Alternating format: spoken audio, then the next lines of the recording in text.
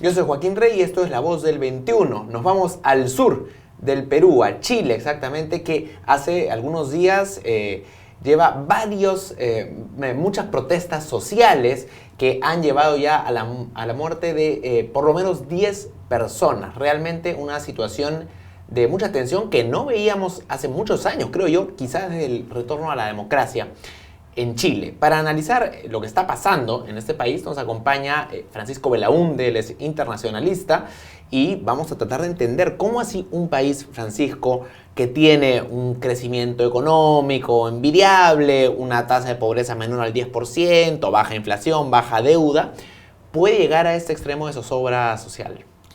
Gracias, Joaquín, por la invitación. Mira, esto, por lo que dicen los economistas, analistas de la situación social y económica en Chile, tiene que ver con unos reclamos que vienen de bastante atrás. Digamos que el tema este del metro, ¿no? Del precio del metro, ha sido un poco la gota que ha desbordado el vaso. Y una gota, perdón, pequeña, si uno la ve, es menos de un 5% de incremento en el peaje, ¿no? Sí, es en el boleto, ¿no? En el boleto, perdón. Sí. No, claro, lo que pasa es que, evidentemente Chile es un país que ha dado un salto gigantesco en las últimas décadas, es un país que ha logrado que la población en su gran mayoría salga de la pobreza, ¿no? Lo que explican muchos economistas y sociólogos es que no solamente en Chile, sino en otras partes, paradójicamente, cuando el nivel económico aumenta, las expectativas también aumentan, ¿no? Entonces, yo en ese momento estoy recordando lo que pasó en Brasil, en la época de Dilma Rousseff, cuando al mismo tiempo que había esta Copa de Confederaciones, y se dieron todas estas manifestaciones de brasileños que, además, por lo demás, como en este caso en Chile, no eran necesariamente de los sectores más populares, eran sectores de clase media-baja, clase media-baja, ¿no? que protestaban contra las deficiencias del transporte y una serie también de deficiencias en otros servicios públicos. Y entonces son personas que ya tienen una mayor expectativa, que han salido de la pobreza, pero que tienen ya una mayor expectativa y pero que al mismo tiempo han salido de la pobreza, pero que en muchos casos, según estaba leyendo, que dicen varios economistas chilenos, muchos de ellos se endeudan, ¿no? O sea, han entrado a esta cultura de la deuda, la tarjeta de crédito. Que es un rasgo de clase media. Es un rasgo totalmente de clase media, ¿no? Y entonces, y además se endeudan, bueno, además está el tema de la educación, ¿no? Que también resulta cara, está el tema de las pensiones que se ha sumado, o sea, una serie de factores que han llevado finalmente a que se vaya aparentemente acumulando, ¿no? Las tensiones, y que finalmente una chispa, como es esto, que se podría considerar el tema de un pequeño aumento del metro, llevó a esta explosión.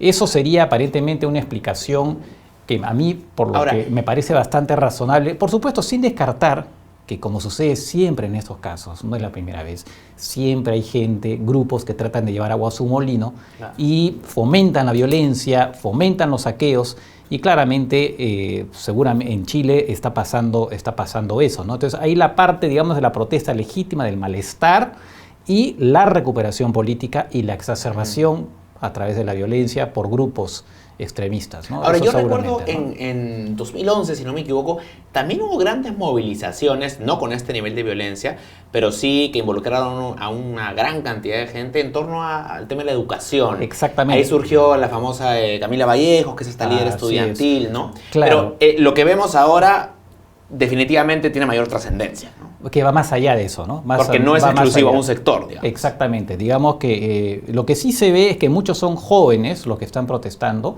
Explicaba a un sociólogo chileno que son jóvenes que no han vivido, que han vivido siempre en prosperidad, si se quiere, de alguna manera, ¿no? Que no han conocido épocas malas con las épocas... Y han vivido en democracia. Además. Y han vivido en democracia. Entonces son personas que están con otro chip, si se quiere, y entonces ellos solamente han conocido una situación de clase media de sus padres y nada más, no han conocido la pobreza, ¿no? Y entonces, claro, tienen mayores expectativas, son más exigentes en todo caso, y eso es lo que generaría efectivamente lo que estaría propiciando este sentimiento de frustración ante las dificultades, que son las dificultades finalmente de la clase media, ¿no? Pero la demanda es un cambio en el modelo económico, porque está claro que no era el tema del peaje, del boleto, eso ya se bajó, igual las protestas continúan. ¿Cuál es la expectativa de quienes protestan?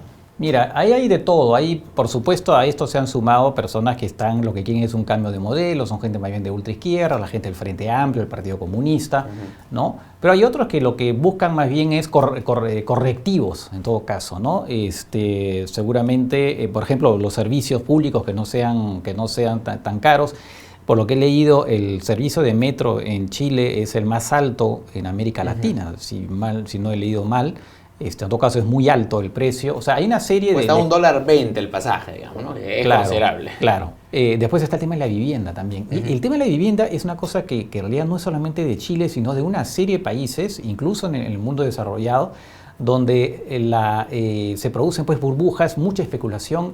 El crecimiento lleva a que los inmuebles, digamos, de las zonas más ricas se disparan y va arrastrando el precio de todos los inmuebles en general. Eso lo vemos en todas partes. En Francia, por ejemplo, en París es clarísimo, ¿no?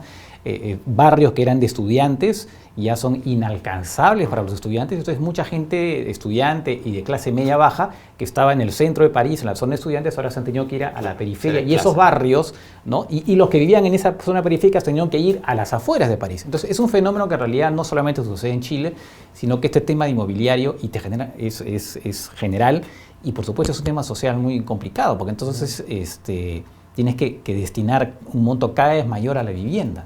Y te restringe otro tipo de gastos. Ahora, ¿no? Chile, hay otro elemento que es el tema de corrupción. El escándalo Lavallato ha golpeado a muchos países de la región.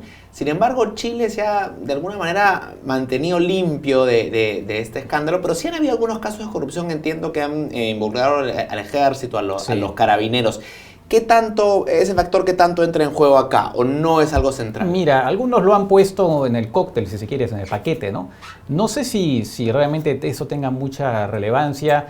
Claro, cuando uno ve los casos de corrupción y los comparas, pues, a los casos peruanos, te mueres de la risa, o en todo caso te pones a llorar, ¿no? No sé, claro. Porque lo que ahí son básicamente aprovechar gollerías, ¿no? Hacer una especie de desvío de gollerías para beneficiar a parientes, viajar con la esposa no sé dónde. Claro, no hay las coimas de 30 millones, digamos. Exactamente. Entonces, pero claro, efectivamente yo estuve el año pasado en Santiago, y se hablaba mucho en ese momento porque había explotado recién este escándalo. Entonces se hablaba bastante, pero claro, yo lo miraba con cierta ironía, si se quiere. En perspectiva, ¿no? Con la perspectiva peruana, ¿no? Entonces, pero sí, efectivamente ha tenido ese impacto. Ahora, que eso haya contribuido a esta explosión, algunos lo dicen con toda franqueza. Me parece que más está pesando la otra parte, ¿no? Que es efectivamente una demanda por la carestía de la vida, por cierta precariedad. Ahora, el manejo de la crisis por parte del presidente Sebastián Piñera ha sido cuestionado. Dijo ayer una frase, estamos en guerra, y continúa diciendo estamos en guerra contra el extremismo y una serie de cosas, pero esa frase estamos en guerra se ha extraído y como que no ha gustado. No ha gustado, y claro, después aparece más bien el general, ¿no? El general chileno que dice, yo no estoy en guerra con nadie, ¿no? Entonces han dicho, miren ustedes, el militar es mucho más, mayor empatía, ¿no? Tiene más sensato que el propio presidente, que su jefe, que su jefe, ¿no? Efectivamente el presidente es su jefe, ¿no? Mira, yo creo que había pues aquí un desborde, efectivamente, que podía justificar el estado de emergencia hasta cierto punto, porque lo que ha pasado es grave, ¿no? O sea, los saqueos son impresionantes, hay gente que ha muerto, incluso un peruano por lo demás, sí. ¿No? Incendios, se ha destruido propiedad pública, los metros, es terrible, ¿no? Pero finalmente Piñera retrocede en esta medida. Pero si un presidente, si un jefe de Estado ve que hay un problema, que hay mucha gente que uno no puede decir porque son extremistas, que están con cacerolas, gente de clase media, señoras, que va en familia incluso a las protestas, uno no puede quedarse con el discurso de que hay enemigos. Ajá. Por supuesto que hay gente que quiere llevar agua a su molino, una vez más, pero todo parece indicar que hay una protesta pues, que es legítima. Entonces, lo que ha debido hacer Piñera, a mi modo de ver, yo escribí un artículo donde hago un paralelo con lo que pasó en Francia con los chalecos amarillos, ¿no? Que fue una protesta que nació también de una medida impositiva, o sea, de un impuesto sobre los combustibles más contaminantes, que son los más baratos y por lo tanto afectan a aquellas personas que de menos recursos que utilizan ese combustible. Pero que detrás había una protesta mucho mayor en base a servicios públicos deteriorados, sobre todo en zonas periféricas, a una especie de retiro del Estado, por ejemplo, eliminando paraderos de buses o estaciones, si quieres, de trenes, o una tribunal que estaba en un pequeño pueblo, decían, bueno, ahora vas a tener que ir a otro sitio más lejos, a 10 kilómetros, o cosas por el estilo, ¿no? Entonces, en Francia se produjo también un movimiento, el de Chalecos Amarillos, que tuvo también su dosis de violencia, que fue una protesta legítima apoyada por más o menos más del 70% de los franceses, pero que claro, se dieron intentos de recuperación por parte de grupos extremistas, de extrema izquierda y de extrema derecha, ¿no? Entonces, ¿y qué hizo el presidente Macron? Que en ese momento, en diciembre, noviembre, diciembre, enero, muchos hablaban de que Macron podía caer. Así se decía abiertamente, él puede perder la presidencia, ¿no? ¿Y qué hizo Macron? Bueno, no solamente derogó la medida que había, digamos, sido la chispa, sino que además dio otras medidas sociales, ¿no? Algunos bonificaciones para los trabajadores y cosas por el estilo, y además convocó un diálogo nacional. Entonces convocó un diálogo nacional con todos los sectores, incluso con los ciudadanos de a pie, tanto en sesiones presenciales en las municipalidades, donde él asistió a algunas, pero si no eran sus ministros, eran una serie de funcionarios que dialogaban directamente con la gente, y además también era por internet. Se habilitó una página web para que la gente pudiera decir, o sea, como que había en ese momento una ansia de muchos franceses de querer expresarse, ¿no? Entonces, finalmente con eso logró apaciguar un poco el asunto y de alguna manera solidificó su presidencia. No quiere decir que el tema haya sido resuelto, pero fue una actitud además interesante porque Macron siempre ha sido alguien al que se ha visto como una persona arrogante, ¿no? Y para esto adoptó una posición mucho más humilde y decía, efectivamente, hay cosas que resolver acá. Yo lo reconozco, cosas que se han ido acumulando, y entonces cambió un poco el discurso. ¿Y cómo podría hacer Piñera llevar esto a contexto claro, chileno? Obviamente son países distintos, pero hay similitudes, ¿no? Hay similitudes. Yo creo que lo que Piñera tendría que hacer es muy simple. Ok, si él dice, de acuerdo, no sé quiénes son, no se sabe a quién se refiere con este enemigo hasta ahora. Algunos dicen, no, que son, no lo ha dicho él, pero otros dicen, sí, que son los chavistas, que desde Caracas Maduro está manipulando todo esto. En Chile, es verdad, hay grupos extremistas. Una cosa extraña en Chile es que hay anarquistas. O sea, hay una organización. O sea, uno piensa que el anarquismo ya era del siglo XIX y inicios del siglo XX, el terrorismo anarquista que existía, ¿no?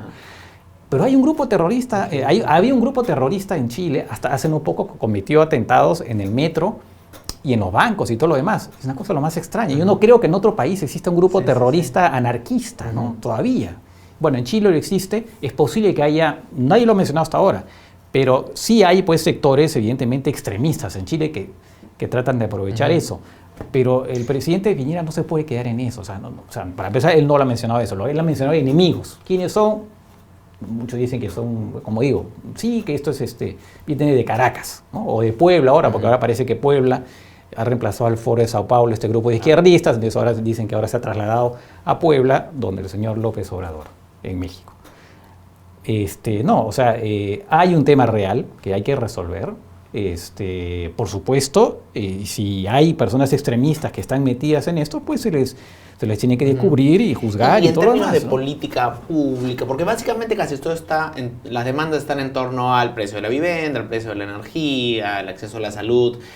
¿Debiera el gobierno de Piñera ser más agresivo en términos de reducir el costo de estos servicios para la población? Eso sería entrar en detalle en la política económica chilena, que bueno, no la conozco evidentemente, porque además no soy economista, pero en todo caso, no sé, para realmente subsidios, ver una política de subsidios para vivienda, no sé si existe. Pero es insostenible el modelo actual desde el punto de vista social. Yo no hablaría de modelo, yo diría que lo que pasa es que cuando sale el modelo siempre se piensa que hay que cambiarlo y suplantarlo por otro, que vendría a ser en principio el modelo chavista, ¿no? No, sería en todo caso hacer ajustes a una política que ha sido exitosa en buena parte, pero que evidentemente tiene sus limitaciones, ¿no? Tiene sus limitaciones y que hay que hacer, y que por algunas correcciones de repente tiene que haber de repente un Estado un poco más generoso, si se quiere. Habría que ver las ¿cómo se llama? Las modalidades.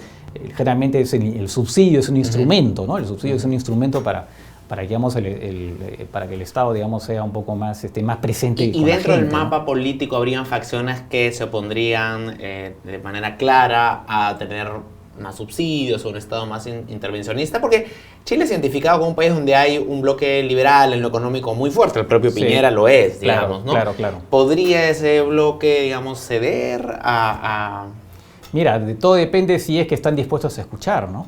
Porque finalmente lo que tienen que ver es también el que no hace concesiones, al final puede perderlo todo, ¿no? Es la famosa figura del árbol que se dobla o que se rompe. Si tú eres flexible, ¿no? Entonces el viento te puede hacer que te dobles, pero no te va a desarraigar, no te va a romper.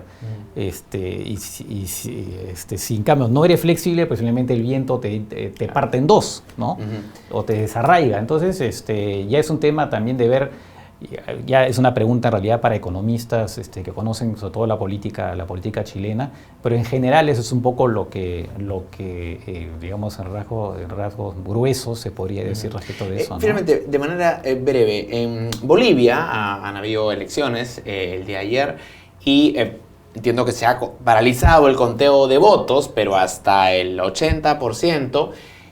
Pasamos a una segunda vuelta y es la primera vez en la presidencia de Evo Morales en los 11 años que tiene, o 12 años de... Él entró en 2003, si no me acuerdo, sí, creo que 2003. Sí, 2003, o 2006, no recuerdo bien. Bueno, en fin. Más de una década de presidencia. Sí. Sería la primera vez que se va a una segunda vuelta. Esto es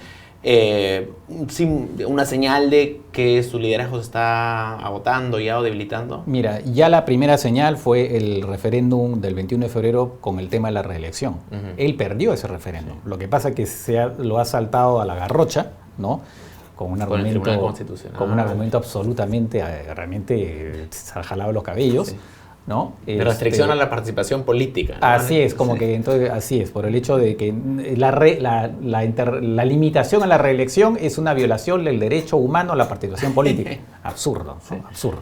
Bueno, en fin, en todo caso lo hizo y ahora, bueno, tiene un porcentaje que indica que Evo Morales sigue siendo una persona bastante popular, pero que es mayoritaria la gente que ya quiere un cambio, ¿no? Entonces, esa es, me parece, la realidad actual. Ojalá que no vayan a haber cosas extrañas, como ya lamentablemente uno puede estar pensando, y la propia OEA se está preocupada, Mesa, el candidato a Mesa también está preocupado por esto, pero todo indica que lo normal es que se vaya a una segunda vuelta, que estaría dentro de la lógica de lo que fue el referéndum del 21 de febrero, ¿no?